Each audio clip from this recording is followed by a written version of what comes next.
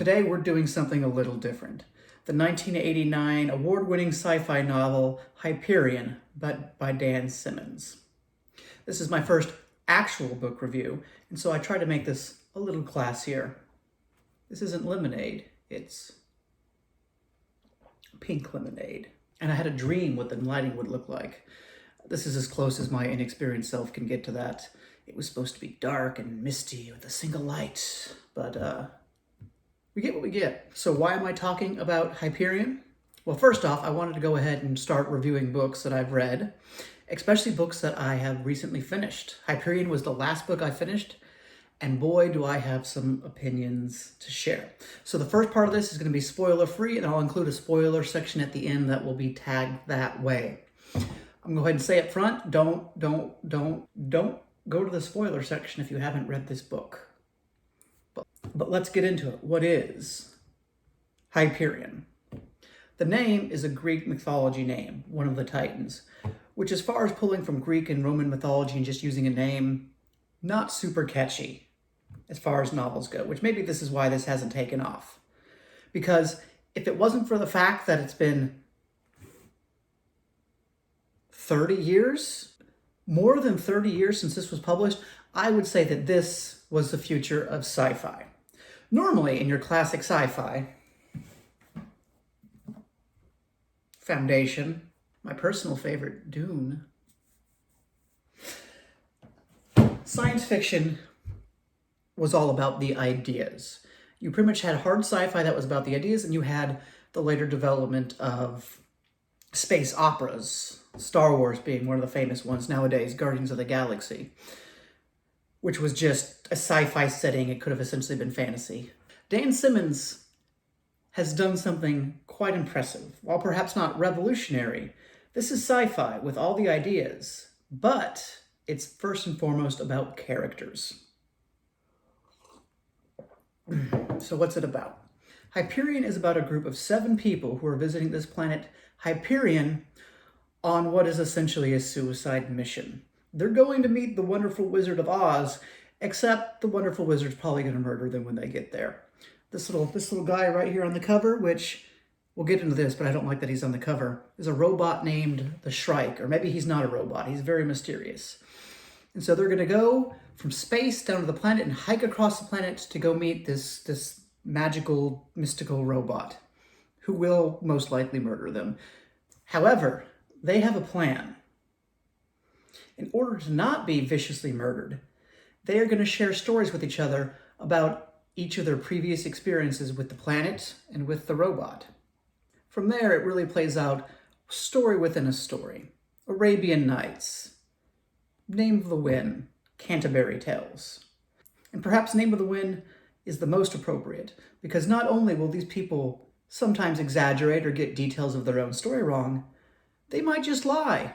And it's also established that one of them is a traitor who will try and murder all the other ones, or at least cause them to fail. And so the actual overarching visit to the Emerald City, quote unquote here, is only about 50 pages. The actual quote unquote story is short, but instead the meat of this is the short stories we get for each character. And boy, oh boy, I liked that they're good. But a quick note, perhaps the reason why this hasn't taken off so much like other big sci-fi epics is because the author does not hold your hand. Right from the start, he does not even try to introduce you to this world and introduce you to the terminologies. He just starts saying a whole bunch of stuff. It's actually quite jarring. And I found it a little funny at first, just how disconnected it was from the audience. Like, we don't know any of this stuff. What are you doing? But that's sort of the genius, though. By the time you get to the end, it's like you've learned a second language. If you can persevere, it's a whole world. And it's such a large, expansive, and uncompromising vision for this sci-fi world that he does it the way he does it. And by the end, it's justified. By the end, you feel like you've learned French, or if you speak French, some other language that you don't speak. I don't know. What language don't the French speak? Do the French speak Tanzanian? Is that a language? I don't know this language. So I'm just going to give a quick rundown. The first story we have is the story of the priest. This is interesting in that it plays out a lot like a National Geographic documentary. It's told through journals. So anyway, you have this nature documentary about a Catholic priest who's been disgraced for faking evidence, historic evidence, and so he's in exile on the planet Hyperion, our first experience with it. And it so happens that he finds a tribe of, not exactly people, but he finds this tribe of outsiders who have mysteriously and seemingly independently begun to worship Christ or the cross. And the only reason they let him live is because he's wearing his own cross. One of us. What happens is unraveling of almost a mystery. What are they? Just the basic functions of what a living being does. It's like they don't seemingly do that. How do they give birth? There's no children. So there's a bunch of mysteries, and they have a mysterious church where they go to pray every night. And it's a bit of a slow burn. It's not presented super exciting, but it gives you these tantalizing questions. You're like, this is interesting. And I will say right now is that they mention that this pilgrimage they're going on to meet this Shrike, this robot, is at this place called the Time Tombs,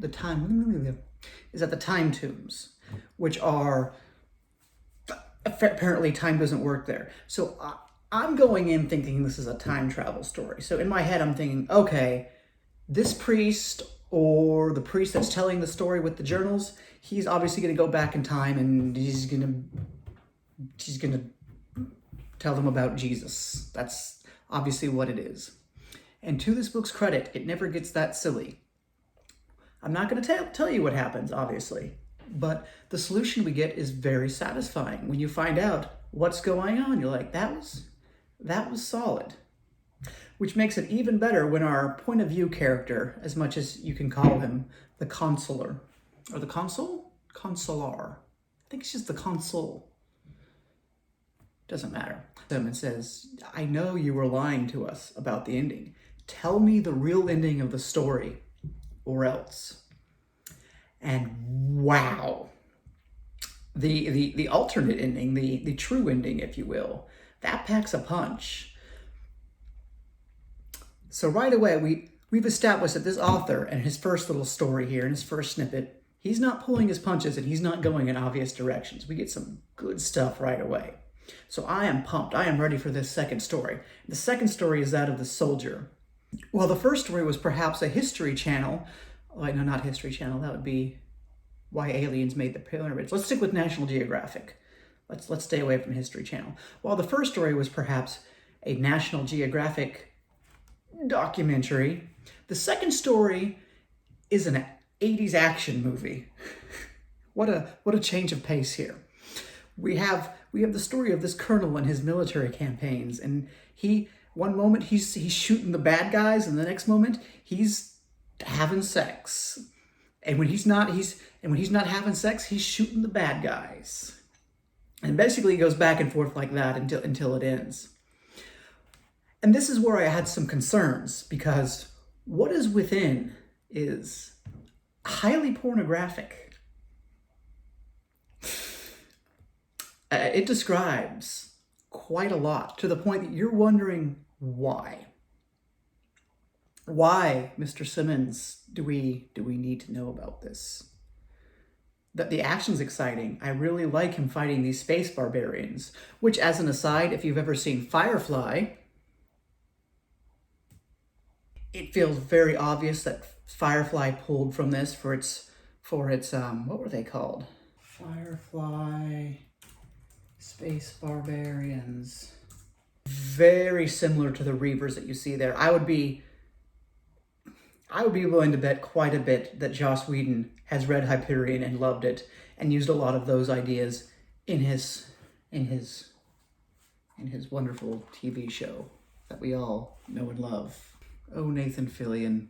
But you get those space barbarians on the action scenes, and they're really well presented. They're a good threat, and they're exciting action scenes. But once again, you're done with that to the point that you go back to the pornography, and I was a little worried at this point. And then you get to the end. Holy crap, how he ends this story completely justifies the pages upon pages of pornography. feel bad calling it that. It's not actually pornography, obviously. But you realize this man is intentional, this man knows what he's doing, and this man knows how to tell a story, darn it. And also, the story first establishes the Shrike as a real character. In the first story, you see him briefly. He's on the planet. He's there. He's doing things, but you just know that. The second story, he's basically the Terminator. He can kill some people. This is a scary robot. And at this point, all he is a robot to the audience. And then we get to the third story, the story of the poet. And this is a character drama told in first person. This is where the author is really showing his style. I think as a story, it's one of the less interesting ones, but it also has a lot of variety. And more than anything, you get to the end and it establishes the Shrike, this killer IG-88 robot, as almost a mystical entity. He doesn't just want to kill people. He follows literary themes. He's almost supernatural in conception, to the point where he's actually really scary. This little guy, and once again, the way they describe him in the book is fantastic, to the point where I actually really dislike the fact that they have a picture right on the cover. You can't avoid that, because what you have in your head by reading it is so much better than just whatever you could paint here. Story 4, another good one. What do you think we're missing so far? That's right, cancer drama. We have sci-fi cancer drama. And I can't say too much about this one, but right in the feels, this is one that will make you feel emotions. You're not going to feel good. I mean, it's a cancer drama. And it's also something where it really justifies the sci-fi premise and shows you why we need sci-fi. You can tell medical dramas without sci-fi, but the way this one is told could only be told in a fantasy science fiction environment. And it uses that to such an extent that it hits harder than any story like this normally does. And it's actually really horrific. At this point, you have a killer robot who's kind of a mystical entity. Once you hit story 4, this robot is the scariest horror movie monster you've ever seen. Like, Jason is just gonna stab you. Freddy Krueger is just gonna stab you. He might mess with you in your dreams first, but he's gonna stab you. This guy, if the Shrike gets a hold of you, you're gonna wish you were dead. Just go ahead and off yourself beforehand, because that would be far more pleasant than what he could do to you. Story 5 is a noir detective drama. It's very cyberpunk, Tron-ish. There's some Tron in there. I don't have a lot to say. This is my least favorite one. It's perfectly competent, but it's And then we get our 6th and final story. Any guess how this 6th story, what genre we're in? What is the one story this book is missing? That's right. Romance. Yes, we end with an epic romance story. And if the cancer drama made you feel things, wow, will this one get to you? This one is rough. By the time you get to the end, you're like, oh, I felt too many emotions. And there's also some inspiration here that I think carried on to other later works, such as, it's weird to say this is a bit of a deep cut, The Time Traveler's Wife. This is a love story about a person who travels through space, and every time he gets back, it's been a few months for him, but it's been years for her. That's the premise. And by the time you get to the end, it adds such extra context beyond the romance. There's political statements on the economy, statements on the environment. There's so much packed into this one tiny little story that it hits hard. I felt things. That's the best thing you can say, right? If you read a book and you feel things, like, amazing. So anyway, that's the structure of the book. They're going from point A to point B, and they're telling these 6 stories along the way. And once again, you always have to have that in the back of your mind, because we established up front, some of these stories might be exaggerated. Some of them might be a complete lie. Maybe none of this ever happened. And also, one of the people might try and murder you in your sleep. There's 7 pilgrims that leave. There's 6 short stories, which is not as big of a spoiler as you think. But in any case, in that regard, it actually felt a little bit like Agatha Christie's And Then There Were None. In that book starts with a whole bunch of little short blurbs about these people and where they come from, their history. And then based on that, you're trying to figure out who the murderer is. It's not structured like that at all, but just the first 50 or so pages of Agatha Christie felt like this book. I want to play that game and figure out who the traitor is, who's going to be up to no good in this story. Story-wise, the overarching story is almost inconsequential, and that's kind of where it fails and why it's not a perfect book for me, in that you get to the end and it's like a prologue. This is like this entire thing is like a setup to an actual book. And this is a series, so that makes sense in some regards. But it doesn't tell a complete story on its own, and that's somewhat annoying. The characters are amazing. You have these 6, 7 characters, technically 8, and each of them are a tour de force. Each one of their stories, even if you come out of their story hating them, which there's one I disliked as a person. And then the world building is kind of interesting in the fact that the way it's presented is masterful. If you are interested in writing in any capacity, look how this man told his story and did his world building. It's so all-inclusive. In a single book that was what? How many pages is this? A little under 500 pages. He set up such a complete and well-explained world that entire series don't manage to do. And it felt naturalistic. At no point is there exposition. At no point does it take you aside. But once again, it throws you into it. So by the time you get to the end, this world will be a new language to you. You're like, okay, I didn't know a thing about it going in, but now I understand it completely.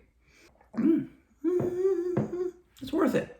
The work is worth it. And I think the one thing about the world building, while it is masterful, I don't think any of the ideas there are particularly unique or transcendent. There was, especially for the time it was written, there were some accurate predictions here, which is cool. As far as the world goes, it feels a little normal for what you see in a sci-fi novel, what the future looks like. It's expansive, it's detailed, it's well explained and established, but it's also run-of-the-mill, if that makes sense. Masterful in building out a normal idea. But I don't think it's quite accessible to the general public in that regards. But if you're interested in sci-fi at all, must read. If you're interested in writing, any sort of writing that requires world building, you gotta read it. It's amazing. So my overall rating for the book, before we get into spoilers, is 9 out of 10. And really the only thing that holds it back from being like a perfect sci-fi masterpiece to me is the fact that it doesn't tell a complete story on its own. It tells the prologue of a story. And this is the part where we talk about spoilers. And since I know a lot of people haven't read this book, it's not super popular. When I look at the analytics, I expect everyone to click through. I want to see a high click-through rate on this. So don't listen to this unless you've read the book.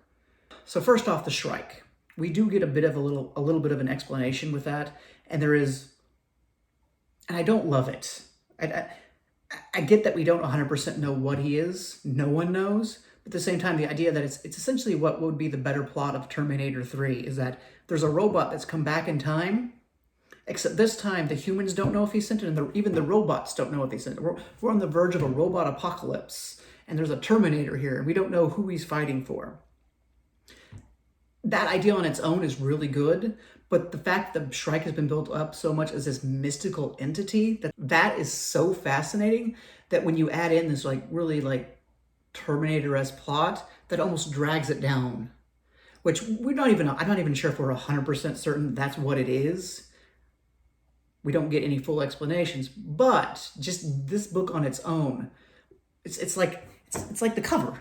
It's a perfect example of the cover, is that you have this amazing picture in your head and you just see the cover, you're like, okay, I've seen Star Wars, I've seen The Empire Strikes Back, I've seen this before. It's like, no, you haven't.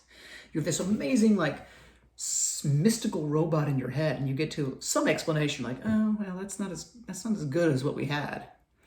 So that's a minor complaint there. And the other thing is that we find out who the traitor is, which I thought was really well done, in that our point of view character is the traitor. Our point of view character is the bad man. And the way it's established, obviously, in that final story, when you get his backstory and his lineage, it makes perfect sense why he's doing what he's doing, and his whole attitude of just burn it all down, screw everyone, screw every side. That's all great. And this is, to be clear, this is all positive here in terms of the point of view character. Because I actually went back through and read the beginning, because I was sure going in, I was like, we've seen things where if the author makes this man the traitor, then that's cheating, because we have things from his perspective where he's clearly not. But lo and behold, this was carefully crafted. Obviously it was, where he's mentally thinking about things like when he's talking to his, I guess, who you call the boss, the director of the Federation, the Imperium of Man is something. He's thinking like, oh, she has to be wondering who the murderer is. At no point is he ever wondering it. At no point, because you have in your head the way he's phrasing it, that's like, okay, he doesn't know either. But you look back like, no, at no point does it ever say that. It was delivered in such a way and so well focused that I just assumed it wasn't him, that it couldn't be him. I considered it, and I got fooled, which I love. And it's also, I guess the way it turns out, the fact that he wasn't the one who murdered the ship captain, something happened. We don't know yet. That'll be resolved in the next book, I hope. Which is really a shame, because by the way, the ship captain was my favorite. I really wanted to know his backstory. So when they open the door and it's all just blood, you're like, oh no, I don't get to hear your story and little ET you keep in your cube. These are things I want to know. He was cool. He had a cool ship. It's a shame it blew up, because that was a cool ship. I was like, that was one thing when they're describing the ship in the beginning. I didn't even like I've never seen anything like that before. I'm sure it's inspired people, but I would be surprised if he pulled from something. That seemed unique. And if I could add, I did think it was a little strange that the consul didn't want to side with the ousters, the space barbarians. It seemed like he had a decent enough relationship with them, and that they wanted good things for people. That, I mean, at that point he was fed up. I get it. He was done with everything. But I don't know. I almost wanted him to side with the they're not even barbarians. They're more technologically advanced than the main humans. But they're presented that way at first. So I wanted him to side with the ousters and help overthrow the government. I wanted that. If you have sat through the spoilers and read the books, don't spoil it for me. I have not read the books, but I will. I wonder, does me saying that open myself up? If I just shut up, would no one say anything? I don't know.